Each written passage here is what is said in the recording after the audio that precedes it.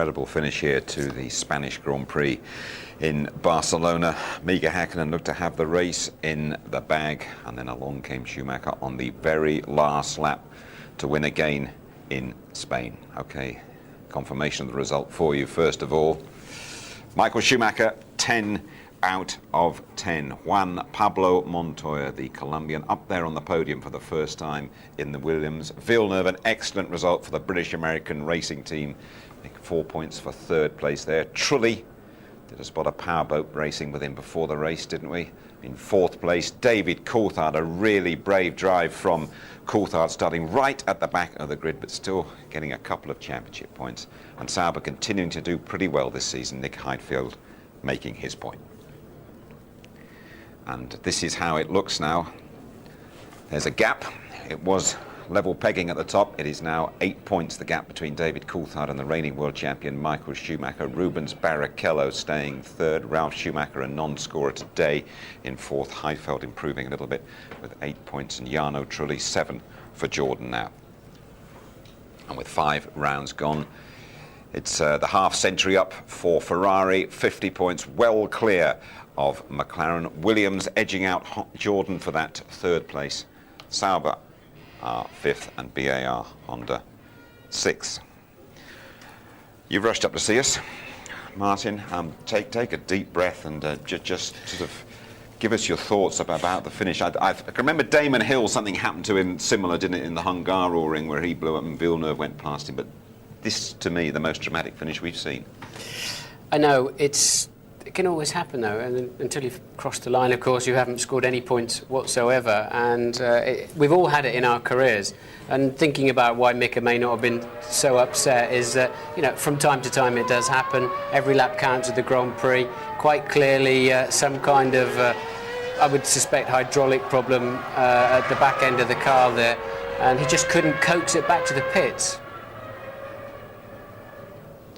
I'm away from Mika Häkkinen. We're obviously going to talk more about him before we leave. David Coulthard had a terrible day, didn't he? Had the problems in warm-up, then right at the back of the grid, but he has come through, he's battled through and scored points. He's had every kind of test, hasn't he? Mechanical, psychological, you know, he's had a nerve, and we didn't see it at the beginning, but this was this morning with the hydraulics going and everything frying up. Of course, we thought the worst at this time as he parked at the end of the pit lane, that perhaps that was the engine, but it was all the hydraulics and the fluid had gone out, and then they had to recheck the engine. But here we are to go out for the formation lap, and something's happened again, and it stopped and it stalled, and we saw all the electronics engineers, and there he is having to go right at the back and start from the back. Luckily for him, not having to go over to the pit lane, but there he's lost his nose cone. And suspicion was against Bonaldi because he came in as well. So he had to come in and have the nose cone fitted, which is a long job. And you have to be very precise with the mechanics to get the thing back on. And he's got 2 very valuable World Championship points. And he's still just 8 points behind Michael Schumacher. So that, as Murray said, that could be very, very important come the tally at the end of the year. It's an interesting scenario, isn't it, within that team, and we've been saying perhaps David Coulthard is number one, Häkkinen has been number one, but there's still terrific camaraderie between the two of them, Martin. There's a respect out of the car, but in the car, your first point of reference is your teammate, of course. I think David will think he lost 8 points today, not gained 2. I don't know whether he made a mistake and stalled the engine or whether there was a technical problem. Very reminiscent, of course, of the Canadian grid last year. And it just puts you out of sync for the afternoon. What really cost him, though, he still could have won the race, of course, as it turned out, with all of the other problems, but losing the nose cone effectively then really cost him 10 points today. Yeah, and at the end, Tony, Mika had to sort of thumb a lift back, didn't he? I'm just wondering what it will do to him inside there, because people said this is the race he's going to hit back. Well, I don't think it will do anything to him at all, because he feels more confident about the car. He knows it was a mechanical fault, but you have to look towards the end of qualifying. They made the car better all the time. Okay, so it's a track where he's won 3 races on the trot here, but he will be strong now. Okay, well, let's hear what Mika Häkkinen himself has got to say about his awful experience here. Here he is, chatting to James. Very, very quickly, I've got to ask you, you must be absolutely mortified by that. You've been in racing a long time, but the last lap, 3 miles to go, how do you feel? Yeah, definitely. It's super disappointing. I mean, God damn it, you know. Jesus, you know. Could it be could be fantastic, fantastic finish for me here. You know, it was going so easy, and I didn't even have to push. I was just more or less cruising. You know, short shifting, braking early, accelerating gently, but it just didn't work out this time for me over here. You know, but it would have been incredible if I would have won this race for fourth time in a row. But it's all right. It's all right. Good for him for giving us his reactions there 4 times in a row. It would have made Mika Häkkinen the most successful driver in the history of the Spanish Grand Prix. Let's hear from Ron Dennis, shall we? Team boss of McLaren. Victory snatched from his team's grasp. Ron, unbelievable drama on the last lap. My heart goes out to you and to Mika, of course. Any idea what happened? Well, as far as we can tell at the moment, and it's a little early, but it looks like we had a clutch failure, but we're not 100% sure. What went through your head when you saw Mika slowing down? I mean, was it expected at all? No, it was without warning. What goes through your head at that time is how many times it's happened before. You know, if you've been in it a few years, and I'm afraid I have, you know, it's never won until it's won, and you know, the pain will come tomorrow, and the disappointment's there for everybody in the company and the team, and you know, you just have to live with it. Take the positive from it. It was a great race strategy. It was nice to outmaneuver Ferrari, and it was an easy win. But this is motor racing. David's picked up a couple of points, but again, a bad day for him. Yes, I mean, I'm afraid it was a bit of brain fade from him on the start line. And again, it's a little premature, but that's as far as we can tell at the moment. But you know, wasn't one of our greatest days, but you know, we're competitive, and there's a long way to go. Thanks, Ron. Well, he's putting a brave face on it, and all credit to him. Thousands of Finnish fans, by the way, have come to Barcelona to support him. They were chanting down that Ramblas late into the night, weren't they? The Mika Häkkinen chant, and they're going to have to be drowning their sorrows now, I guess. It's just that, as I say, it's the mindset of Mika Häkkinen that interests me after this, and Ron Dennis showing there how painful the blow really was for the team. But it's also the difference between Ron's reaction to Häkkinen and Ron's reaction to David Coulthard. You know, we've said continually here, you know, get behind David Coulthard a little bit more psychologically. You know, Ron says there, you know, a bit of brain fade by him, and then he checked himself and said, well, perhaps it's a bit premature to say that. It could have been electronic glitch easily. You know, he'd had problems with his car from the morning. You know, he'd been on the second row of the grid. I think they should get behind him equally. Not just with the equipment, but up there as well. Come onto his side of the garage every now and again. You always see Ron and Adrian Newey on Häkkinen's side of the grid. He knows he's got all that strong psychological support from them mentally as well as technologically. Okay, Tony, thank you very much indeed. We hope to be having a word with David Coulthard before we leave you. But now let's go down to the press conference, shall we? Where the top 3 in the Spanish Grand Prix are... Hang in there. Well, Martin, he won here in 97. He was the world champion. Seems to change his look, the way he looks. Hair changes, beard changes, but good to see him back up there. He had a solid drive, didn't he, all day? We didn't mention much about him. It wasn't spectacular. And as Jack magnanimously pointed out, he actually was a bit lucky in a way. He's had better drives than that, better days, and when he could have raced to the podium. But nonetheless, well-deserved. They kept the car going. Solid drive from him, and he was keeping Montoya on his toes as well. Juan Pablo Montoya. I mean, Ralf Schumacher won for Williams last time out. Montoya on the podium this time. Terrific for them. He's a great racer. He's not a great qualifier yet. He's got one heck of a lot to learn in that department. But he's got a lot of fans here. His girlfriend's Spanish. You've seen a lot of Colombian flags being waved around.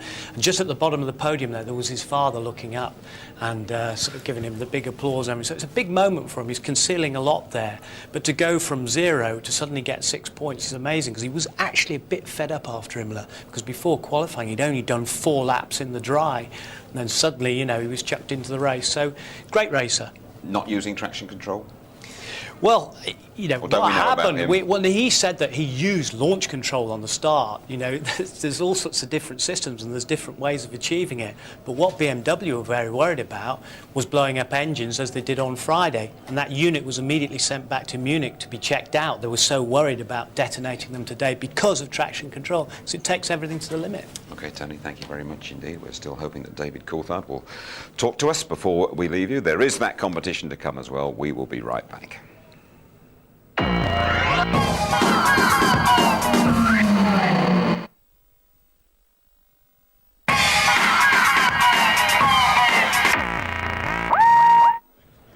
us live at the Catalunya circuit close to Barcelona. David Coulthard had to start right from the back of the grid here. He battled through the field and got a couple of points. Absolutely delighted that he's joining us this afternoon. Well, David, quite a race for you, really. Do you see it as points gained or points lost? Well, obviously it's points gained in this situation. At the start, I went about initiating the launch control for the green flag lap in a slightly different way. But nonetheless, we're still trying to understand exactly why the engine stalled, because with the new software, there's all sorts of things that are supposed to allow the engine to cut out. So we're obviously a bit confused about that. And then obviously I got involved in the first corner. I got hit from the rear and then hit a car in front, and it was just turning into my worst nightmare. And when I saw Mika leading and I got into 6th place, I thought this is a great afternoon considering. And then obviously very disappointed for him not to get the win. Your team boss, Ron Dennis, talked about the possibility you might have had a bit of brain fade, David. Is that fair? Well, I think it's fair to say that Ron's probably had brain fade to make that comment without talking to me or the engineers first. OK, when you tried to battle your way through the field, just give us your feelings about getting near to scoring a point here in Barcelona. I mean, how confident were you throughout the race that you were going to score? Well, from being at the very back and having to pit for a new nose, I thought I had very little chance at all of scoring points in this track. But I just wanted to use it, if not as a way to score points, but as a way to really test the system and push myself. And I tried to do that the whole race, and thankfully I was able to get some points. Ferrari have said it is their lucky day today. Would you agree with that? Absolutely. I think this was Mika's day. He's always been very fast around this track. He deserved the victory, and I think the team did, so I'm very disappointed for them. A thought for you about your teammate Mika Häkkinen, what happened to him today, David? Well, obviously they're trying to understand. I believe it was something to do with the clutch rather than the engine, as was maybe first suspected. So they're trying to understand exactly what happened there. It might be a result of traction control. It could well just be one of those things. So obviously I didn't have that problem with my car. Okay, before you go, as you say, north of the border, Martin Brundle's in the studio. I'm sure he want to have a quick word with you, Martin. Hi, DC. Looking ahead, because that's all you can do after today.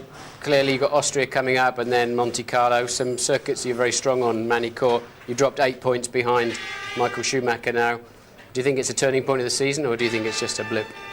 No, I think it's very interesting, the fact that Michael, for whatever reason, wasn't very strong in the race, and this would have been a race that Mika should have won.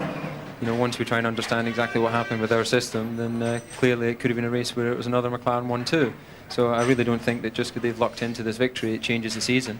It drops me back from him, and obviously you can't rely on him not finishing another Grand Prix. But that's the racing season. We'll learn from it as a team, and I obviously learned a lot today in coming through the field. Yeah, Michael had tyre vibration problems. I mean, I was lauding him for being so smart on keeping new tyres available for the race, but of course that's one of the downsides. You've never run those tyres, whether it turned on the rim or whether he lost some weight, but he was losing 7 seconds a lap. I couldn't really understand why he needed to back off so much with tyre vibration. Have you any idea? No, I'd be surprised if tyre vibration, as you're well aware, might lose a second a lap just from visibility, but otherwise there's no risk involved with that. I think that what I heard was Rubens had a problem with the rear suspension, so maybe they were worried about something similar in his car and felt they had enough in hand to still finish second. And then obviously with Mika's problem, they've taken the 10 points.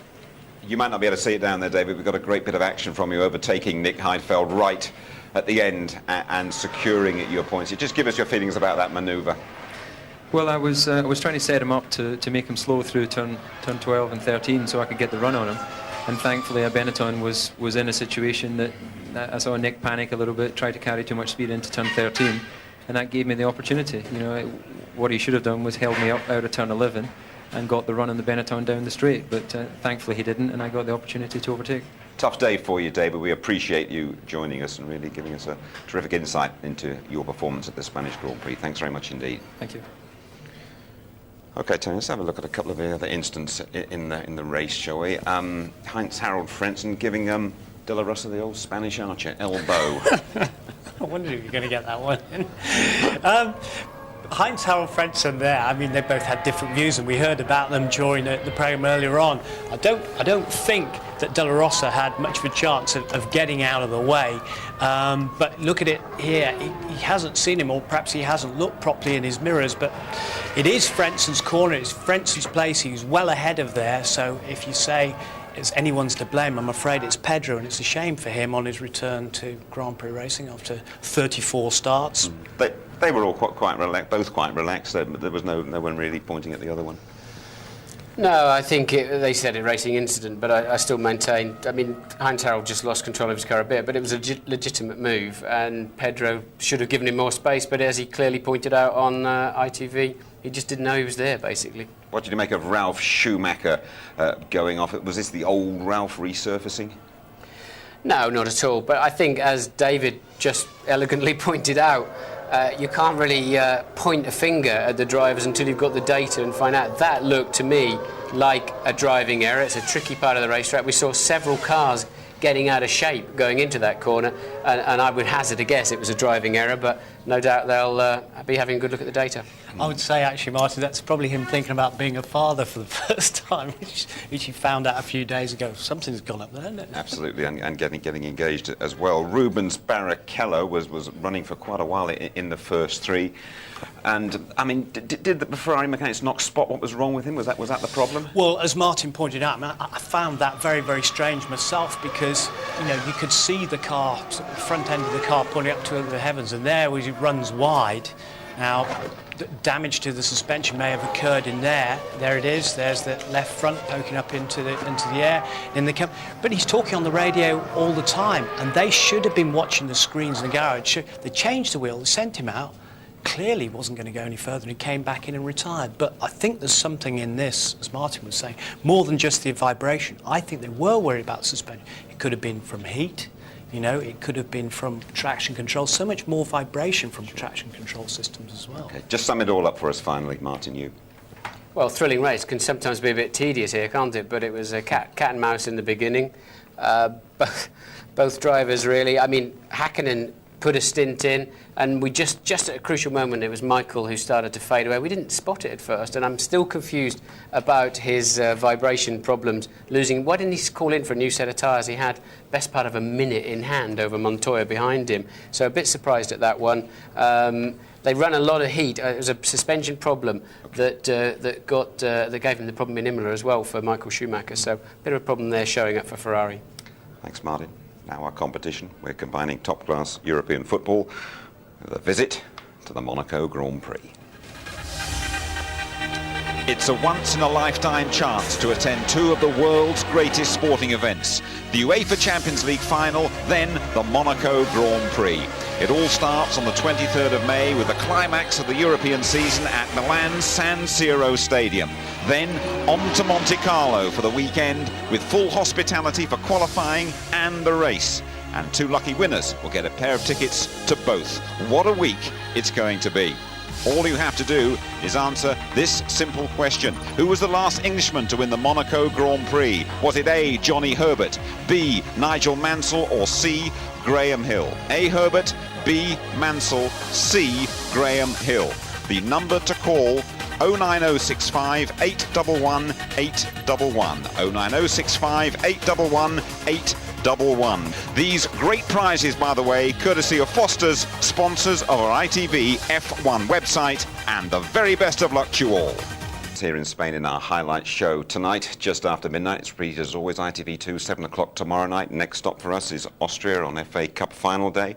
Qualifying just before midday, the build-up to the race starting at 12:30 on the Sunday, and the highlights for you, as always, just before midnight on the Sunday evening. Well, there we are then. Michael Schumacher wins. With 188 miles gone, it looked as though Mika Häkkinen was going to win here again. Ferrari accept. This was their lucky day. From the whole team, bye-bye.